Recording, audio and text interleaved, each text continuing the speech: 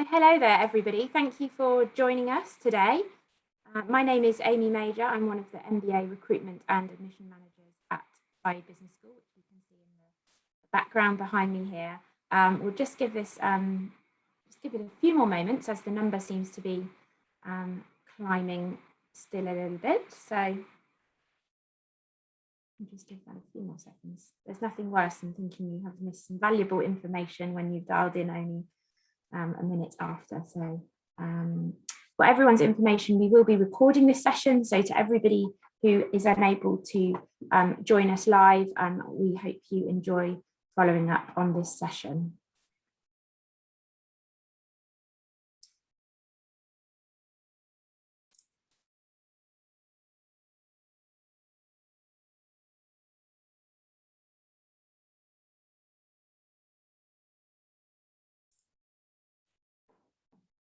And in good Zoom fashion, I live in a very rural area just outside of Oxfordshire, and my next door neighbour decided to start up their hedge trimmer precisely at this moment. So apologies there for turning off my video momentarily, but I'm sure many of you all dialing in from whichever corner of the globe, we all are victims to the virtual world of working from home.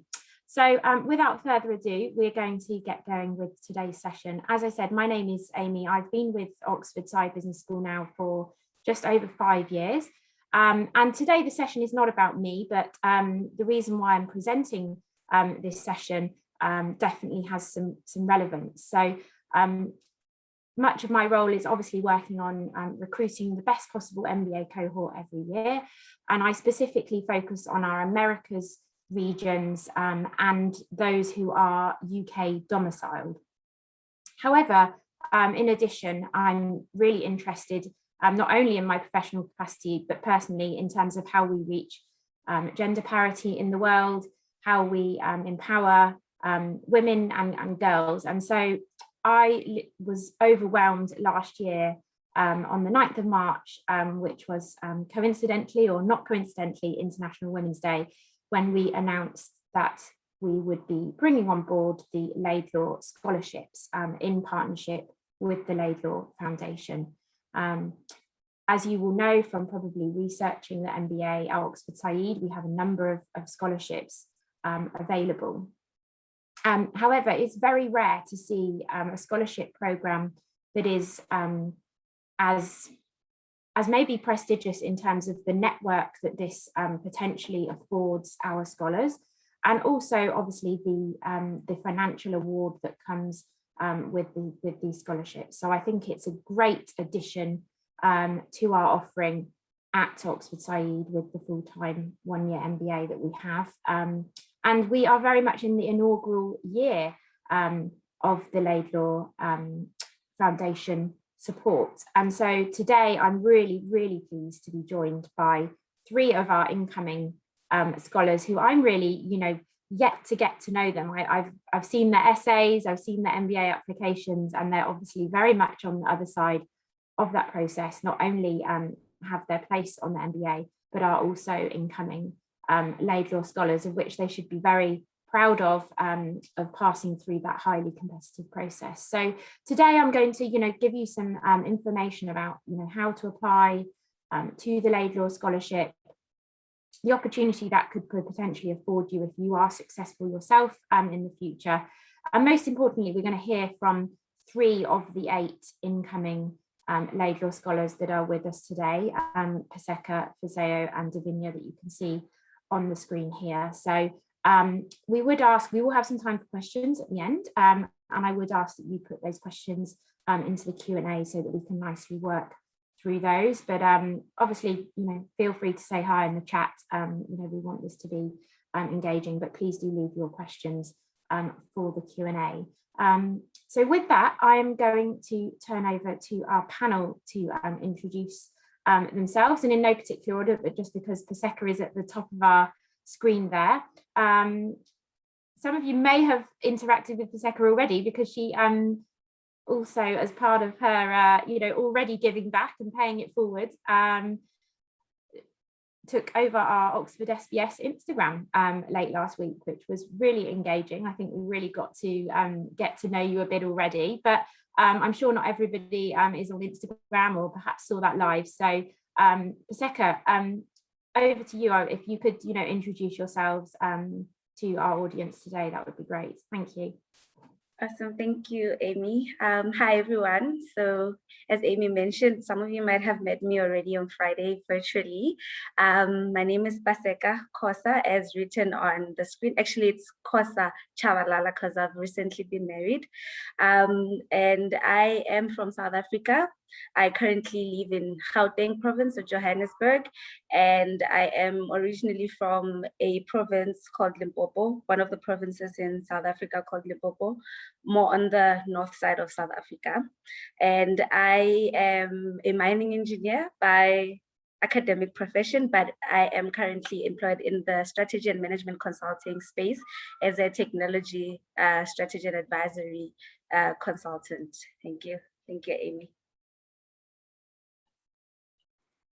Excellent. Davinia, moving on to yourself.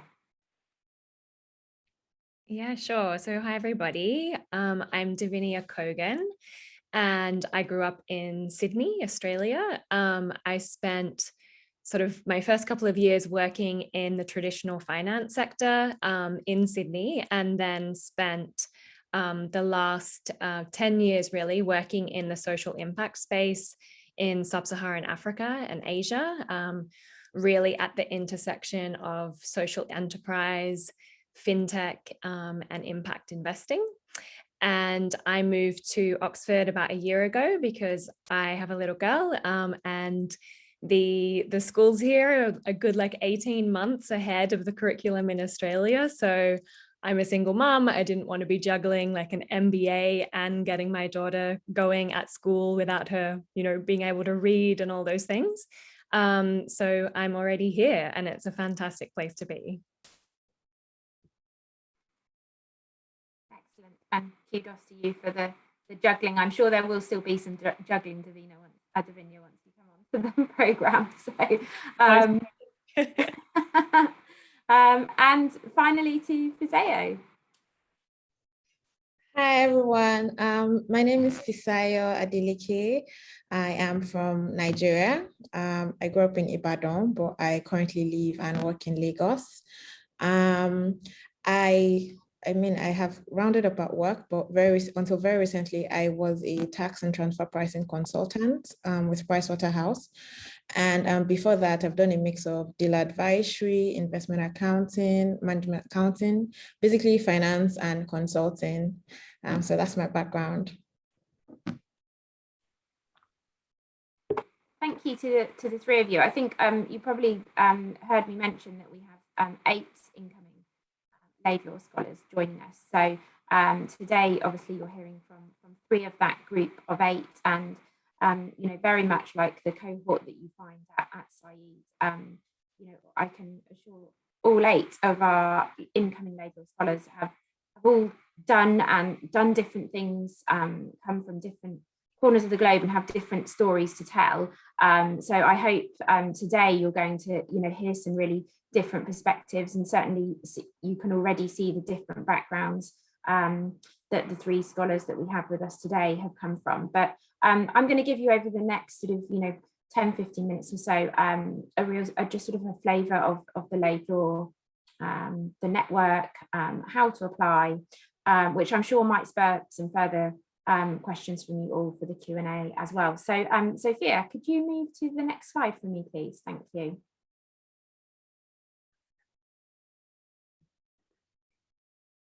Okay, so really to get us started here, you can see quite simply a quote, which is from Susanna Kemper, who's the CEO of the Laidlaw Foundation, who I've had the pleasure to meet as part of the process of us working with the Laidlaw Foundation. And I think what we should take from this quote is really 2 points here. The aim is to propel more women into leadership roles by giving extraordinary women who would not otherwise be able to afford an MBA access to Oxford Said's exceptional programme and network. And so the 2 things I take here is the extraordinary women and who would not be otherwise be able to afford an MBA. And why those two parts? I think, well, we are always looking for exceptional talent, women and men to come to our program who want to reach new levels of leadership, who want to go out and lead in a responsible way as well in business, and really those who are looking to really sort of answer the big questions in the world. If you've done any research on Oxford Said, you will know that we are really a school that is committed to purpose and really exceptional values. And therefore those that want to really kind of answer those tough questions around the big challenging stuff that's going on in the world at the moment. But what's really great about the addition of the Laidlaw Scholarships is that this is also focused on people who wouldn't have otherwise be able to come to an MBA. We know that MBAs are, they're an expensive investment. And I think it is great for us to have more scholarships like the Laidlaw Awards, which are not only looking at academic achievement and people who present very strong leadership potential, but those who could not have done this otherwise. And that's a really big element of the Laidlaw Foundation and their work. So if you could move to the next slide, Sophia. And so, when certainly I was reading about the Laidlaw Foundation myself, when we inaugurated these awards last year, what is the really, exceptional part of the work that they're doing is that they are looking to advance younger girls and women. If you have a look just on their website, have a read around, there's some great resources on there. You will see that they are, not only working with business schools and MBA potential students, but also with younger women out there as well. So they're working at sort of school and college level as well. So Lord Laidlaw describes as part of really sort of like his mission, and what really drove him to start this scholarship was that he worked with a lot of women in leadership positions in his organizations, and actually in some organizations where he had a really strong gender balance and some really great female leaders. And he saw the success of his organizations where there was that gender balance. And we know there's many reports and research out there that organizations that are diverse and that are specifically gender balanced do better. And so I think this is really sort of at the, when you sort of watch the little video that he has there, even on our website, you will see that this is really at the root of that. This is not just about reaching gender parity for the statistics. This is about women ultimately going into those leadership positions. So, and certainly my passion for more women coming to our program is not just so we can reach gender parity. It's not just so we can, as part of Financial Times rankings, are able to say that we, one day hopefully will reach that 50-50 mark. It's really about what the opportunity that this affords women who might not have otherwise even applied or considered an MBA, who then can go on and reach that slightly higher level of leadership, or even much higher level of leadership, and reach those CEO positions they really want to get towards, and might not have otherwise done that without the help of something like the Laidlaw Awards. So as you can see here, we mentioned it's been running with other business schools, and so the network of Laidlaw scholars globally, I think it's already at over sort of 300 scholars from the other business schools that they have been working with around the globe, and here in the UK with Oxford Said and with London Business School. So yeah, I think that hopefully gives you a flavour, whets your taste buds of really what the Laidlaw Foundation is about. I really encourage you to go, onto their website, have a good read around about the background of the foundation and all the work they're doing. So with that, on to the next slide, please, Sophia. Okay, so to get into a little bit more of the in detail information about the scholarship, the details of the scholarship. So there are up to 8 awards. This year we will have 6 full fee scholars and 2 partial scholars as well. And the scholarships range from 31,000 through to the full fee award. So that would be the fees for the MBA year, so covering your academic fees. On top of that, you would have your living expenses for your time in Oxford as well. And so really what we've got here is a scholarship that is made up of many different parts. So your potential,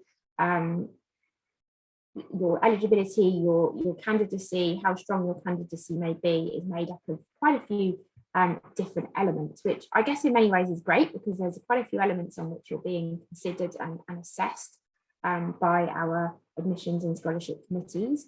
But also, how do you show that? How do you, through those, those different elements, put your best foot forward? So we obviously are looking for academic excellence. That is something that is associated, very much part of the MBA application. So we're looking for that through your degree results, through your GMAT or GRE score. You will know, if you've done any sort of like research or receiving any of our sort of mailings or attended any of our other events, that we do have some very detailed application tips webinars, and we will be having an open day coming up next month. I'm sure some of you may have attended our most recent one in June. So I'm not going to today go into the detail of these elements, but what I would say today is that you definitely can look to balance those two elements. So think of your degree results and your GMAT or GRE as really sort of a set of scales. They definitely can balance each other out. And I think what's important to mention as well is that, we aren't just taking all of our admitted students and slicing and dicing that data and going, okay, here's the 8 women with the best GMAT score, and they meet the other requirements, and so therefore they're the winners. There's a very, very balanced view, and I'm sure the ladies here today, we won't get into sort of like GMAT scores and details there, but I'm sure we have 3 panelists here today that, yes, have a good GMAT score, probably have a good degree result, but everything is very balanced. So I think if you have an element where one part is significantly lower, you might be able to make up for that in another element of the application. So we are very much taking, I guess one might say, a holistic approach to this. Obviously, you can also show your academic excellence through other university prizes and awards and other academic achievements, other degrees that you may have beyond a bachelor's degree, perhaps where you have performed in your cohort, in your degree. That's always interesting information for us to know, as we are considering degrees from around the globe, where any context is always really, really helpful. And the second point really is demonstrating that financial need. So we give you some fairly detailed information. There's some guidance notes available when you do apply to this, but we are in essence asking you to complete some information around your household income, and to not get into too much of the minutiae detail today, but that is people that you're permanently living with. So that this wouldn't be sort of like a flatmate that you're temporarily living with for a few months. So people that are part of your household that therefore have a part in your sort of your outgoing. So, if your flatmate might have a very, your financials are not together. I'm just explaining that because we've had a couple of questions of that nature already for this cycle coming in. And we're also asking you whether you have any dependents, and it's important to note that dependents aren't just your dependent children. That could be any caring financial responsibilities that you have potentially for a parent or a sibling, for example. And then finally, obviously, we're looking for you to demonstrate leadership potential, a commitment to gender equality.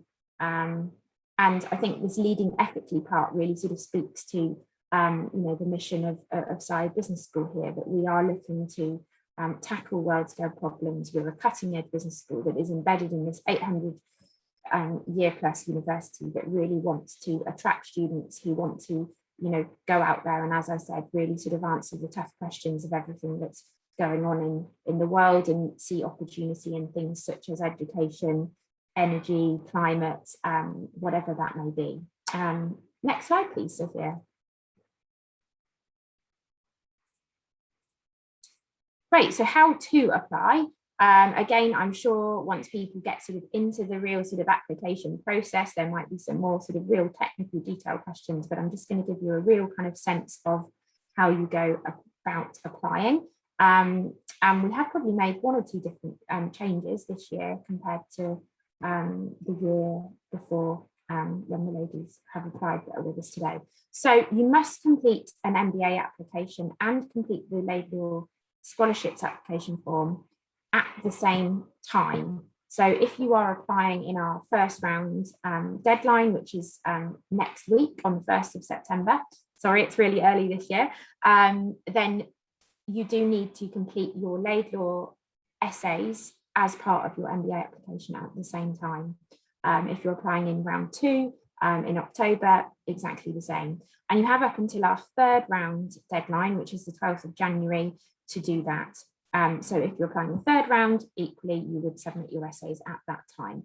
What we will do this year, and this is quite a distinctive change, is at each admission round, so once we come to the end of round 1, if you have applied to the Laidlaw Scholarship and you aren't shortlisted, we will inform you. So what this aims to avoid is that you might then be, hanging around for several months trying to figure out whether you're, going to be, in contention for the Laidlaw Award or not. So this is a new feature that we're bringing not only with the Laidlaw Scholarship, but a couple of other scholarships as well. So after each admission stage, you would know. So you would know if you've got admitted to the programme, and you would also know if you have been shortlisted for the Laidlaw process. Now, the final shortlisting and who is successful will not take place for several months until March, with candidates expected to be interviewed in April. So you would know if you are admitted in round 1, if you have been shortlisted through to that final process to take place in the following spring. So that then all of the candidates from round 1 to 3 who are shortlisted will then be taken through to that final process. So I hope that makes sense, but if there's any questions, please feel free to pop those in the Q&A. And so hopefully this helps you when you're sort of considering other business schools. We're not remiss enough to think that you only apply to Oxford Said. However, we love that if you do. That obviously has no bearing on your the success of your application, I should add. But obviously, if we are your first choice school, then that is, of course, fabulous.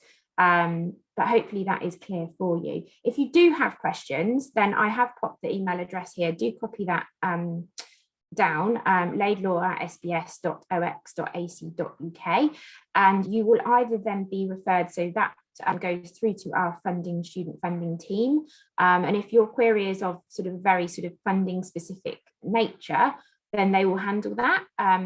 However, if your questions are that you're looking to sort of go through that application journey and Laidlaw is the Laidlaw application is part of that, then it's likely you might find yourself in my inbox, where we can be in touch directly, or potentially with my colleague Sophia here, who is supporting, and my colleague Mandeep. So there's a team of a few of us there who are specifically working more on the Laidlaw process, albeit we do have a wider recruitment and admissions team. So it might be that you're in touch with one of our other regional recruitment and admission managers. So hopefully I've been able to sort of make that clear. There are a few questions coming up, so we will come to those.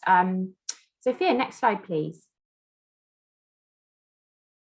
Excellent. So I've mentioned the word network a few times. It's a word that we naturally associate with coming onto an MBA and networking, and I'm sure for Fizeo and Paseka and Davinia, that's something that's starting to become, more and more of their world, as they are currently just under a month away from starting their MBA real journey in Oxford. And certainly our own network of scholars is obviously at the real outset. I think it's really exciting for the scholars that are coming in this year to be part of that inaugural batch, and certainly with other scholarships that we have, that are of similar prestige to the Laidlaw network in terms of the that external donor community that you are also attached to. I think it's great for the scholars this year that they will really be able to sort of lay down the groundwork and really create those foundations of things that they might want to also do as a community of Laidlaw scholars. but what they will have is their Said community and also that wider Laidlaw network as well. So there's obviously, as I mentioned, other business schools that have been part of the Laidlaw Scholarships. There's other scholarships that Laidlaw as a foundation are also running,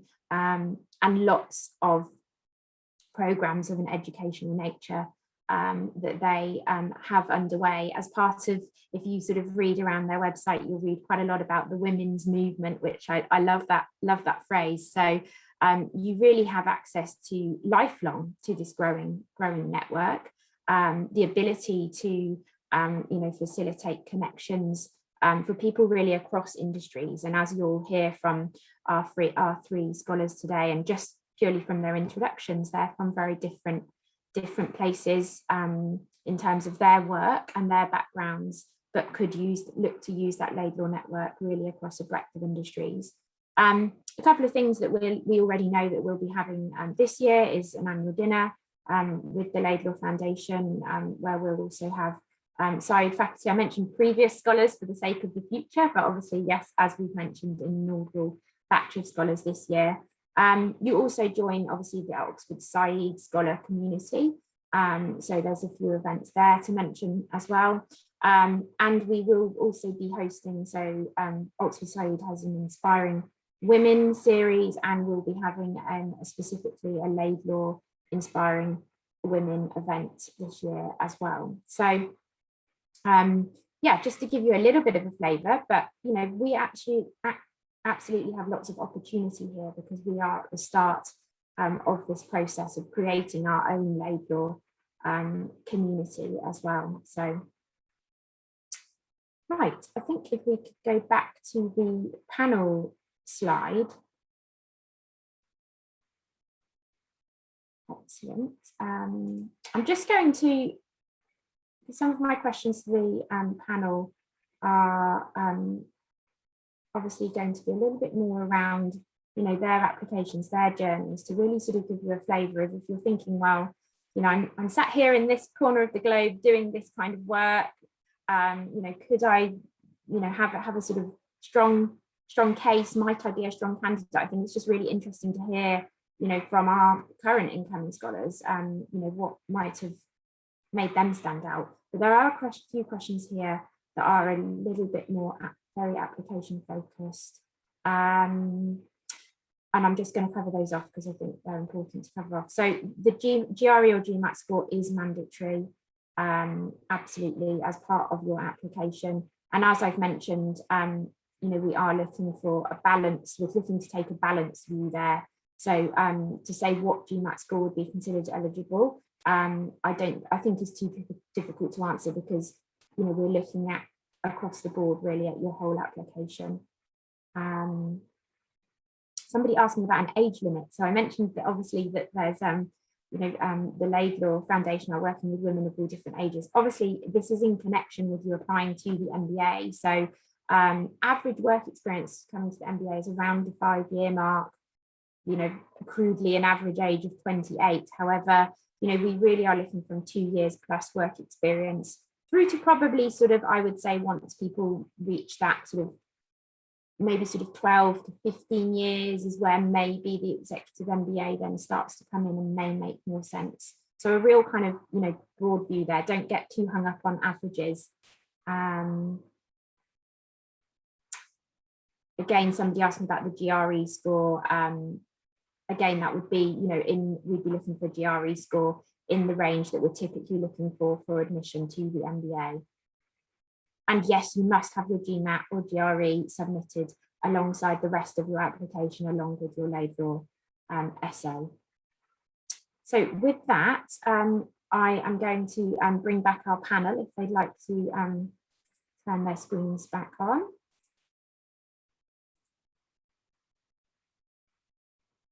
Excellent. Hopefully nobody else with interruptions from their garden or the outside like me today.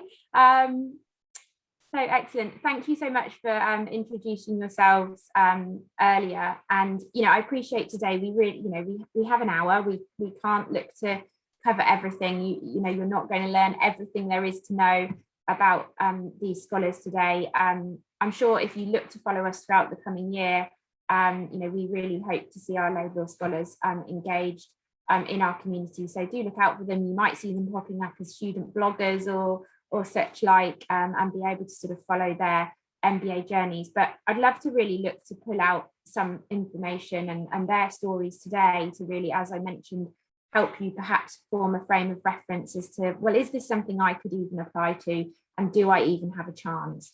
And really sort of so that you can start to sort of get to know our panels. So Davinia, starting with you, obviously, as I said, at the moment, met you at a MBA recruiting event in Sydney, just 3 years back now, and have seen your Laidlaw application and your MBA application, of course. And you talked really passionately in your Laidlaw essay about how the MBA is going to support your transition.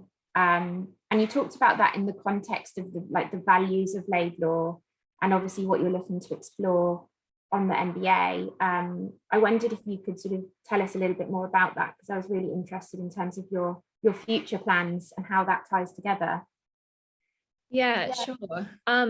So as I mentioned before, I started my career in corporate finance, and I kind of thought actually that I would never go back to the finance world. If you asked me in my early 20s if I'd ever do an MBA, I would have said, hell no, I'm getting out of the corporate world.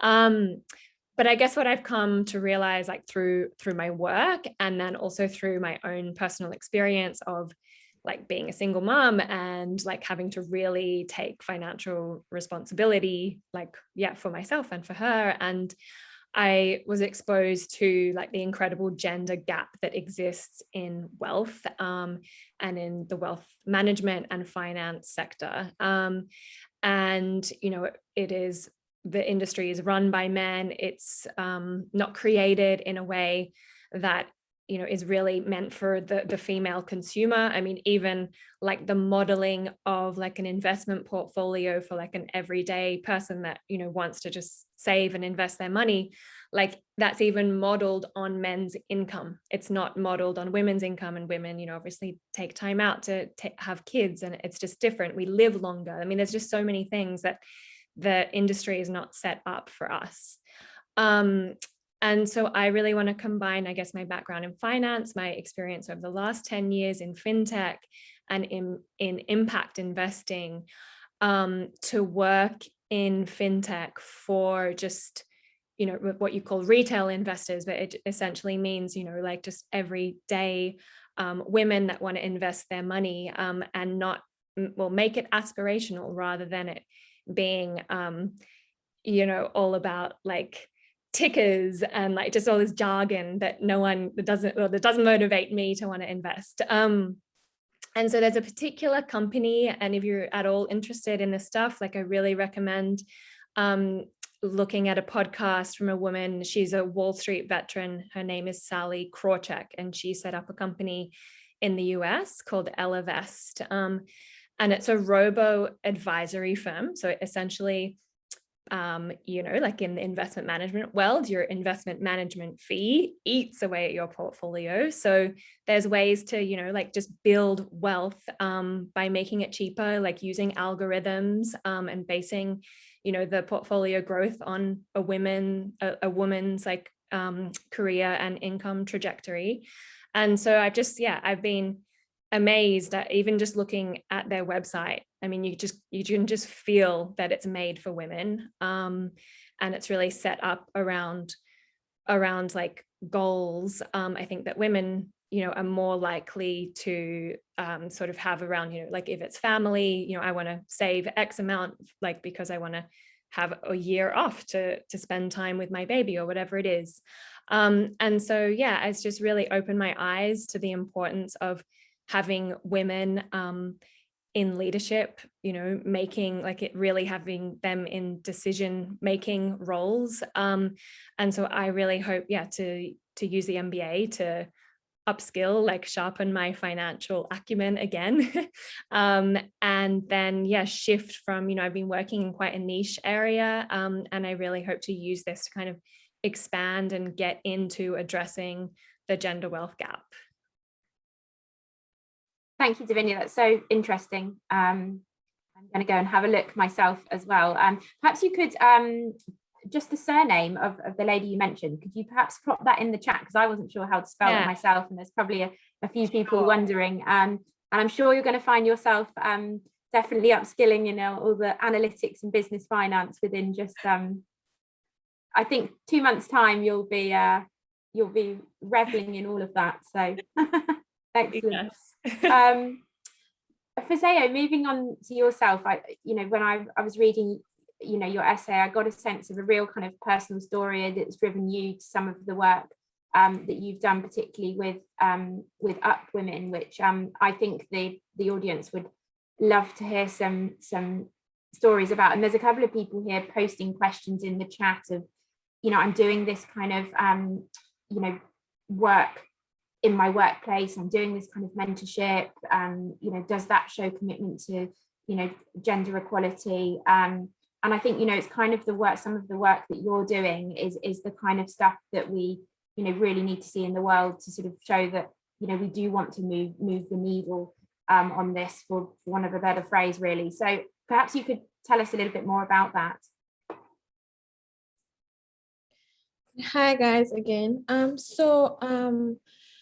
I think a lot of questions I get most of the time is what can I show out of my 9 to 5 to show that I have other interests and commitments to other things. So one of the communities I work with is called the Up Women. And what we do essentially is to create a community for women all across the world, different career levels, entrepreneurs, corporate workers, just to ensure that women have a place to express themselves, have a place to connect with people in similar situations, and also have a place to, increase their skills. That's why it's called the Up Women.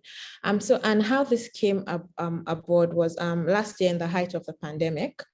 A lot of women were feeling overwhelmed. Women are primarily the home caregivers at home. With that, they have to juggle work commitments. They're thinking of going back to school, increasing their skills. It's a lot for women. It's unfair and it's unfavorably skewed currently, but that's the reality of things. So a friend and I just thought to say, so what can we do to help? And I know sometimes it seems like there's a lot, I would say too much support for women, and there's always communities and programs for women, but that's just because women have just been, I would say, I don't want to use the word sidelined so far, but I know things are getting better, but the truth is women have been at a very unfair point of the whole career scale. And as she said, as Davinia said earlier, a lot of things in the corporate world are built around men's realities and just doesn't work for women. So then what tends to happen is, say an entry-level analyst, for instance, her third year, she gets married.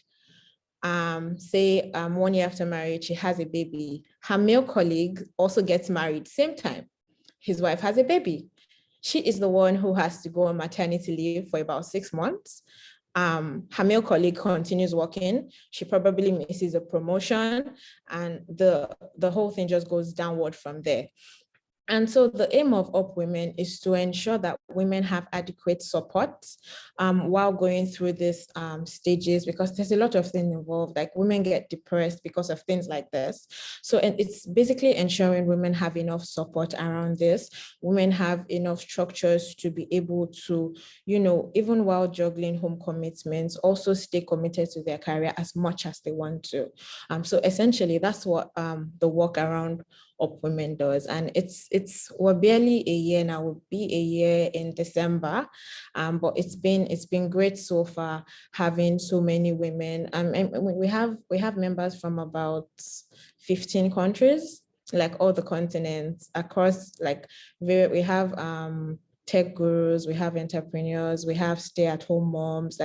It's just amazing to see women just come together and, have a common thread running through and just supporting one another. Thanks. Thanks, Fazeo. That's it's really great to hear work that you've been doing, and I think you're obviously, we've got an audience here today, but I think you know, your cohort, your fellow classmates, our Women's Alliance that will have on campus this year, and your fellow classmates are going to be really interested to hear about that work. So moving over to you, Paseka, obviously some people got to sort of hear a little bit from you potentially if they were listening to your or watching your takeover on Friday. But I'd love to, you know, I got the impression from your application that, you know, since being, you know, a young girl has and your life as a young girl has potentially sort of like informed quite a lot of your choices and your passions for female empowerment. And I'd love to sort of learn, you know, how do you think the Laidlaw Scholarship is going to sort of, you know, help you keep that going and help you really sort of speak to that passion. So that really came through in your application, I think. Awesome, thank you, Amy. I think speaking to what you've just said about from a young age, I've always been passionate about things that impact women. I've just always been an inquisitive child. I've always been that child who just questions everything. And coming from an African home, you don't just question older people, you don't just question, like in our culture, traditionally, for example, there's things that where people say, you cannot look a man in the eye when talking to them. You need to bow down and look down. And I'd ask questions like, why? What's the reason, you know? And from there, I've just always been interested in knowing why women are treated different from men. And so I just feel like we are human beings. We're all the same. We should all be afforded the same or equal opportunities. And it should be up to us as women to say no, to reject whatever opportunities come to our plates or to our doors. But it shouldn't be that we aren't given the opportunity to then be in these spaces, be part of these things, be part of leadership roles in corporate, in different spaces that we are interested in just because we are women, right? It should be open to us, and we should be able to then be able to take that chance and see how it works for us. So for example, when I was choosing a career in high school to study towards my undergrad, I chose mining engineering, and everyone kept saying, are you sure? Like, mining engineering is not for girls. Are you going to make it in the industry? Are you going to be okay? It's very rough. It's very labor intensive. Are you going to be able to do it? It's not for women like you. You're small, you're tiny. I'm naturally short. So a lot of people would be like, are you going to cope? They're going to crush you. And I said to myself, I just kept thinking, if women like me, or if people like me do not get into these spaces, the narrative will always remain the same, that it's not for women like me. But for me to be there, I am a representation of the next girl, to see that it's possible, to see that I can also be a mining engineer if I am interested in being one.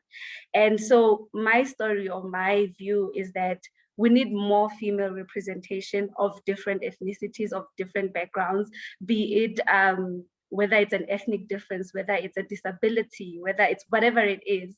We need the representation for people to see that it's possible, for young girls, for people who would never have before dared try and dream to have that opportunity, to see that it's possible. I mean, I see Fisayo. I know Fisayo from high school, even if I was younger.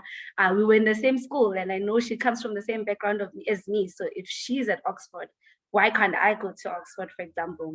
And so that's how I hope to use this opportunity and the Laidlaw network to be able to just spread that awareness that there's opportunities out there, that you should not let anyone tell you can't do anything because of your background, because you're a woman, or because you are disabled, unless you have tried it for yourself and decided that that's not what you want to do.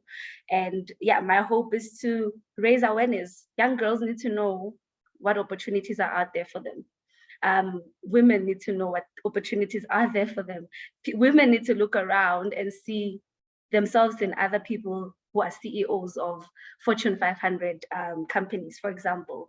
And that's why I applied to the Laidlaw Scholarship, and that's why I'm happy to be part of this network, because then I have a network of other females who are doing great things that are groundbreaking that I can also use to say, this is what I know, this is what I have seen, this is what's available out there. Yes, thank you, Amy. You've convinced us all.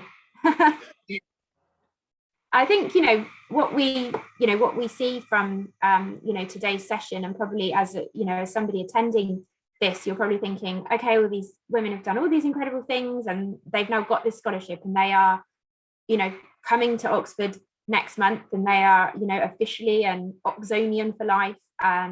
But, that journey probably hasn't come without lots of hard work, and potentially, I think Paseka touched on something as she was sort of speaking there, that, it is a belief mindset. And that really is, I think, a really sort of crucial thing. So I'm sure if we sort of wind the clock back some months or a year, I'm sure there were times where they sort of looked and thought, oh, I could apply to this Laidlaw scholarship, but oh, how am I going to get that? So probably a difficult question to answer.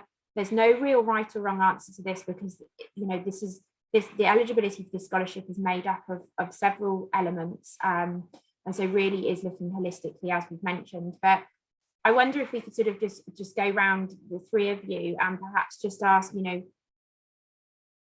what was it about how you sort of approached the application? Is there anything there that you think stood out? Perhaps you could speak to that sort of thought process you went through when you were putting together the essay for the application. Davinia, shall we start with you? Yeah, sure. So I guess, one of the things, it comes back to this mindset thing that Paseka, you raised. Like, I think when you're going for a means tested scholarship, and it's also like if you know in your heart that the MBA is like absolutely what you want. And for me, it was like Oxford was really the only school I wanted to go to.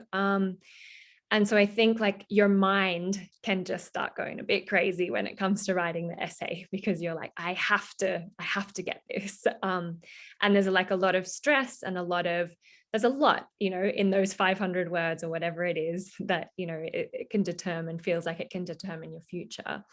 And so one thing for me that I found really helpful was like, anytime I went down like to do work on this, whether it was like prepping for the essay or just like working out, what the story was I wanted to put on paper, was being like, I have the scholarship, and writing from a place of like, it's in the bag, I've got this. And it just takes away that layer of, I don't know what, but it comes across in your writing of the stress. And I think just coming like from a place of like, this trust that you've got it means that you're just able to open up and like really put your story onto paper in a way that I'm sure will like really connect with the reader. And the second thing is, I found it so helpful. I asked a friend who also actually went to Oxford, like totally different discipline, but he'd also was South African actually, like had also been applying for a number of scholarships.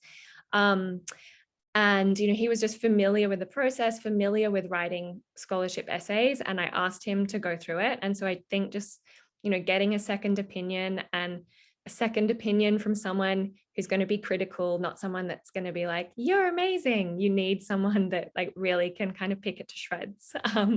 So that would be my two main things.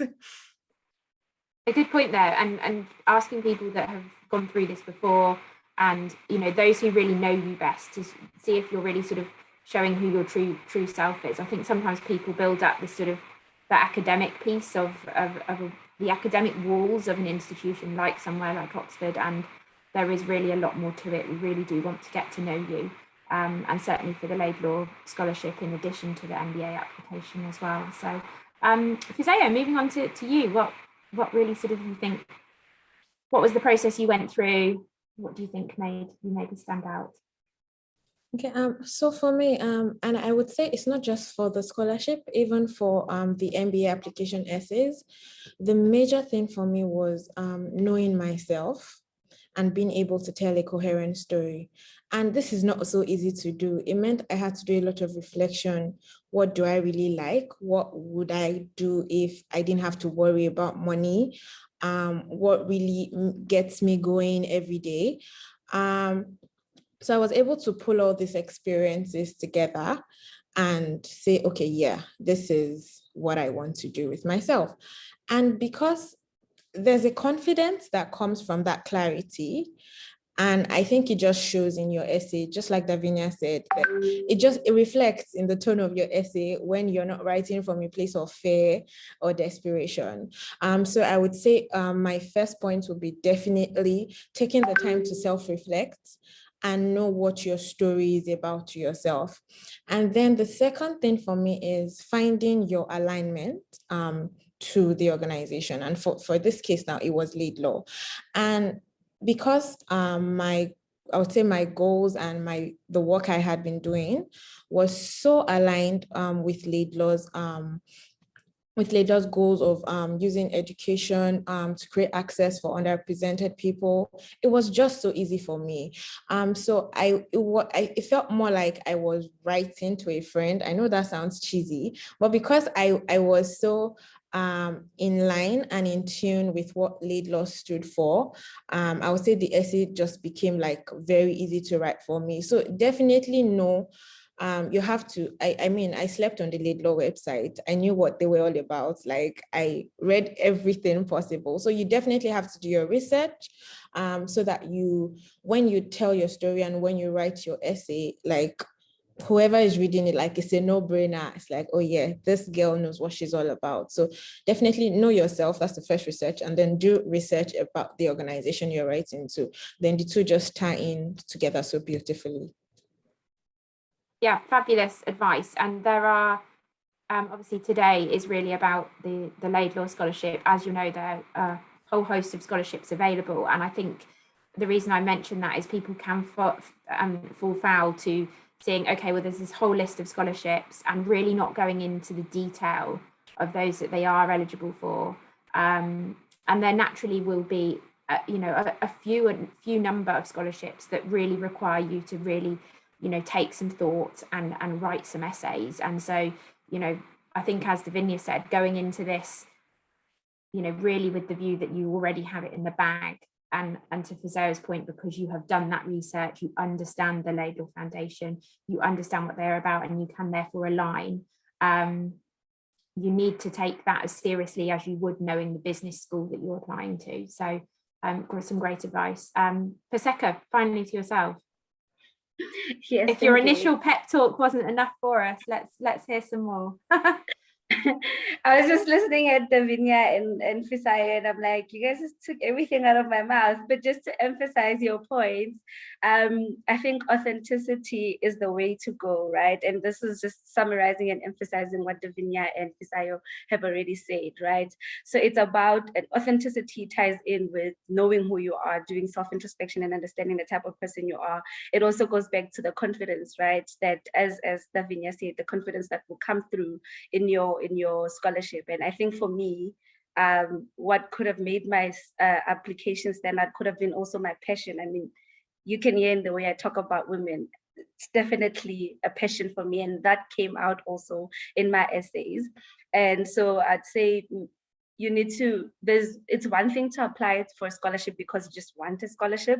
And then it's another thing to apply because you really think your values align to that scholarship. And I think it will come through in your application as well.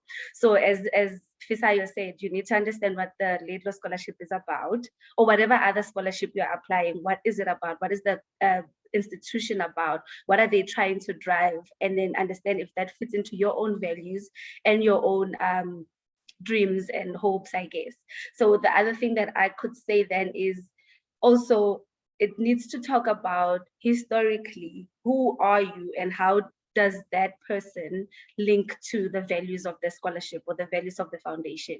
Who are you today? What are you doing today to help push the agenda that the institution is trying to push? And what are your hopes and dreams and plans in the future that this platform will help you push in line with that? And in this case, it will be in line with women empowerment and anything that impacts leadership and women and opportunities and equity. And like I've said in my takeover, I filled in my application in the first round and didn't send it through because I thought I couldn't afford the scholarship, I couldn't afford the school. And then when I came back second round and I was trying to apply, I saw that the scholarship has just been launched at SBS, and I read what they were looking for and immediately knew this describes me. I just knew that this was for me just by reading that on the application portal before I even went through and checked the scholarship details in detail or checked what the foundation is about. I just read that and I was convinced in my heart, this is for me. And as Davinia said, I just knew it was for me, and I just had that confidence, and I think it came through also in my application and in my story. So yeah, it's about authenticity essentially, and having that come through.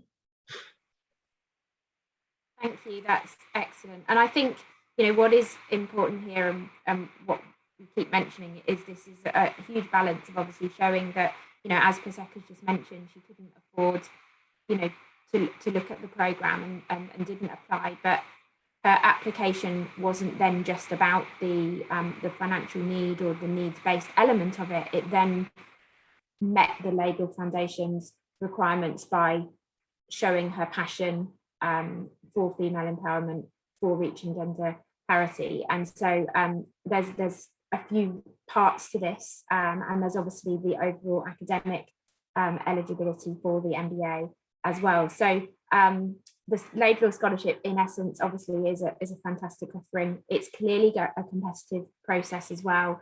And so I think, the message we want to leave you today with is to really do your reading, to do your research. I've just popped a link in the chat there, which is a link to our Laidlaw Scholarship page. So if you're at the start of this research and this journey, my first two pieces of advice would be to go and read that page, find out about the process in some more detail as well, and to then really go to the Laidlaw Foundation website and really start to have a read around there. There's some great little videos on there.